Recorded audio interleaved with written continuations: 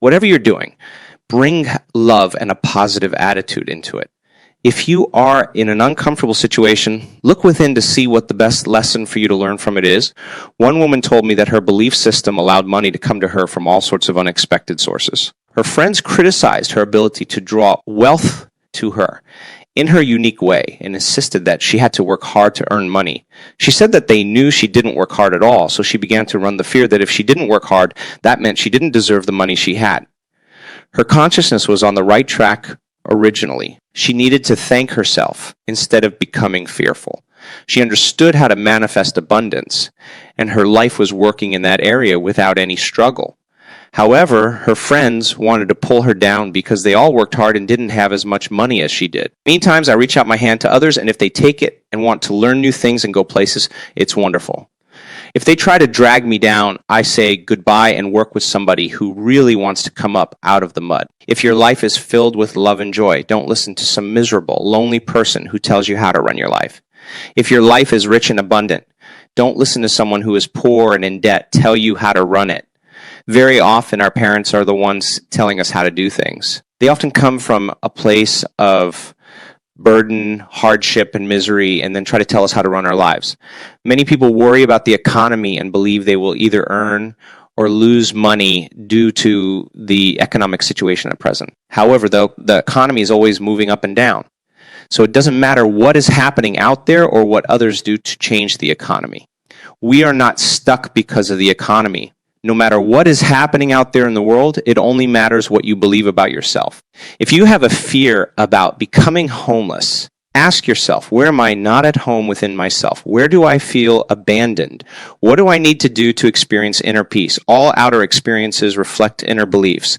I have long used the affirmation, my income is constantly increasing. Another affirmation I like is, I go beyond my parents' income level. You see, you have a right to earn more than your parents did. It's almost a necessity as things cost more now. Women especially experience a lot of conflict with this one. Often, they find it difficult to earn more than their fathers are earning. They need to go beyond their feelings of not deserving and accept the abundance of financial wealth that is their divine right. Your job is only one of many channels of an infinite source of money. Money is not the object of your right work. Money can come to you in many ways and from many avenues. No matter how it comes, accept it with joy and as a gift from the universe. A young lady was complaining that her in-laws were buying her new baby all sorts of nice things, and she could not afford to buy anything. I reminded her that the universe wanted that baby to be well supplied with an abundance of all good and used the in-laws as a channel to supply it. She then could be grateful and appreciate the way in which the universe was providing for her baby. Relationships on the job. The relationships we create at work are similar to the relationships we have as a family. They can be healthy or they can be dysfunctional. A woman once asked me, as a person who's usually positive, how do I deal with people in a work environment who are constantly negative? First of all, I thought it interesting that she was in a work environment where everybody was negative when she said she was positive.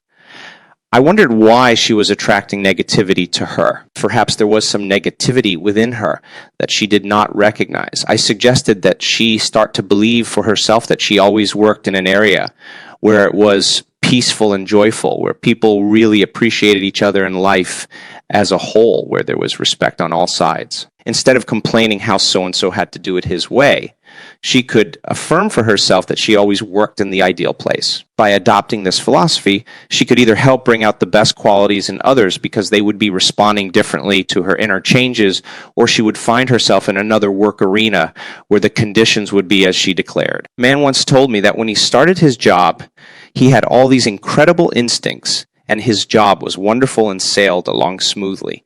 He was precise, direct, and satisfied. Suddenly, he began to make mistakes every day. I asked him what he was frightened of. Could it be an old childhood fear that was surfacing? Was there someone at work with whom he was angry, or was he trying to get even with somebody? Did that person remind him of one of his parents? Had this happened in other jobs? It seemed to me that he was creating some chaos at work because of an old belief system. He recognized that it was an old family pattern where he was ridiculed every time he made a mistake. I suggested that he forgive his family, and affirm that he now has wonderful, harmonious relationships at work where people totally respect him and appreciate everything he does. When you think of your coworkers, don't think, oh, they're so negative. Everybody has every quality in them. So respond to the good qualities that are in them and respect their peacefulness instead. When you can focus on these qualities, they will rise to the surface. If others are constantly saying negative things, don't pay attention. You want to change your consciousness since they are reflecting something negative within you. When your consciousness really changes, negative people won't be around very much. Even if you feel frustrated, start affirming what you want to have in your workspace. Then accept it with joy and thanksgiving. One woman had an opportunity at work to do what she loved and to grow from the experience. However, she would constantly get sick and sabotage herself. She recalled that when she was a child, she was always getting sick because it was her way of getting love and affection. So she kept recreating the pattern of getting sick as an adult. What she needed to learn was how to get love and affection in a more positive way. When anything went wrong at work, she went right back to being the 5-year-old girl. So when she began to take care of her little inner child, she also learned to feel safe and to accept her power. Competition and comparison are two major stumbling blocks to your creativity. Your uniqueness sets you apart from all others. There has never been another person like you since time began, so what is there to compare or compete with? Comparison either makes you feel superior or inferior, which are expressions of your ego, your limited mind thinking. If you are going to compare to make yourself feel a little bit better, then you are saying somebody else isn't good enough. If you put others down, you may think you will raise yourself up. What you really do is put yourself in a position to be criticized by others. We all do this on some level, and it's good when we can transcend it. Becoming enlightened is to go within and shine the light upon yourself so that you can dissolve whatever darkness is in there. I want to say again that everything changes, and what was perfect for you once may not be anymore. In order for you to keep changing and growing, you keep going within and listening for that which is right for you in the here and now, changing the way we do business. For the past several years, I've owned my own business. My motto has been that we open the mail and answer the phone and handle what is in front of us. And there's always plenty to do.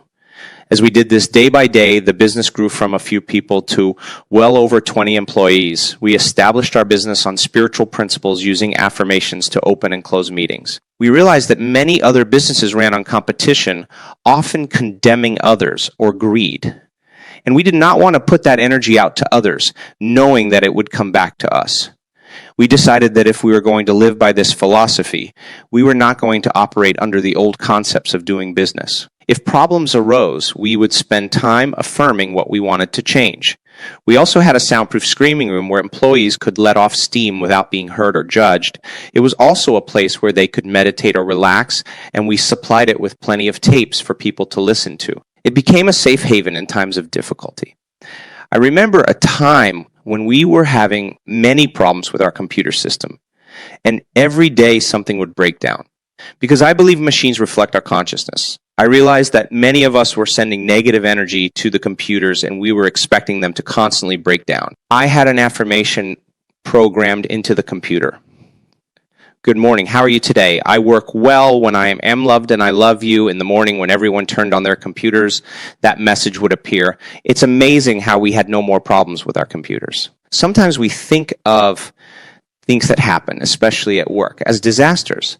But we must look at them for what they are, simply life experiences that always teach us something. I know that I have never had a disaster that did not end up a good learning experience in the end, often moving me to a much better level in life. For instance, recently, my company, Hay House, was not doing so well. Like the economy, our sales would go up and down. It appeared that sales were down and staying that way, at least for the moment. However, we did not adjust to that, and month after month, we were spending more than we took in. Anyone who has owned a business knows that that is not the way to do it. Eventually, it looked as if I would lose my business if I didn't take some drastic measures. Those drastic measures included letting go of over half my staff. You can imagine how difficult it was for me to do that. I remember walking into the conference room where all my staff had gathered to deliver the news. I was in tears, but I knew it had to be done. As difficult as it was for all of us, I also trusted that my much-loved employees would soon find new and better jobs. And almost all of them have. Some of them have even started their own businesses and are very successful. At the darkest time, I kept knowing and affirming that this experience would turn out to be for the highest good of all concerned. Of course, everyone else assumed the worst. Rumors were flying that Hay House was belly up, not just within the people I knew, but all over the country. Our sales staff were surprised that so many business people even knew about our company, let alone its financial condition. I have to admit that we took great joy in proving these forecasts wrong. By tightening our belts tremendously, we didn't go belly up with our smaller staff, and each of us determined to make it work. We've come through it very well, but most importantly, we have learned a lot in the meantime. Hay House is now doing better than ever. My staff is enjoying their work, and I'm enjoying my staff. Even though we are all working harder, the interesting thing is that no one feels that they have too much work to do. We are even getting more books out than we ever had and are attracting much more prosperity in all areas of our lives. I believe that everything does work out for the best in the end, but sometimes it is hard to see that while you're going through the experience. Think of a negative experience that may have happened to you in your work or in your past in general. Perhaps you were fired, or maybe your spouse left you. Now go beyond it and take a look at the big picture. Didn't many good things happen as a result of that experience? I've heard so many times, yes, that was a horrible thing that happened to me, but if it hadn't, I would never have met so-and-so, or started my own business, or admitted that I had an addiction, or learned to love myself. By trusting the divine intelligence to let us experience life in the way that is best for us, we empower ourselves to actually enjoy everything that life has to offer. The good as well as the so-called bad. Try applying this to your work experiences and notice the changes that happen to you.